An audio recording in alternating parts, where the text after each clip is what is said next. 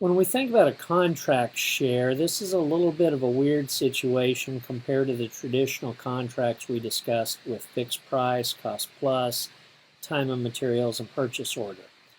But what this amounts to is you basically have a target cost, if you will, as far as the target that the seller expects to charge the buyer or that the buyer expects to pay. And if you negotiate it up front that if actuals come in less than that, you pay actuals. Now, where the share comes into play is, in this case, typically there would be a negotiated split between buyer and seller of any savings. So, first let me say this. You got to remember the BS factor. Remember the BS factor. Now, that doesn't mean what you think it means. It means buyer, seller. So like in this case, we have a 60-40 split. So the buyer, the B, comes before the S. So the 60% of the split would go to the buyer, the 40% to the seller. Now that said, let's walk through how to do this.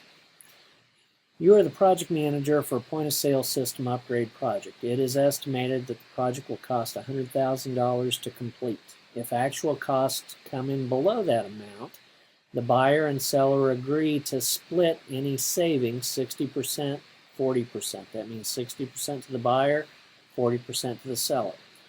Actual costs are $90,000. So what does the seller get paid from this contract? So what do we know? We know the target cost is $100,000. We know actual cost is $90,000. Thus, with subtraction, we see there's $10,000 saved. Now that said, 60% of that $10,000 is kept by the buyer, 40% of it goes to the seller.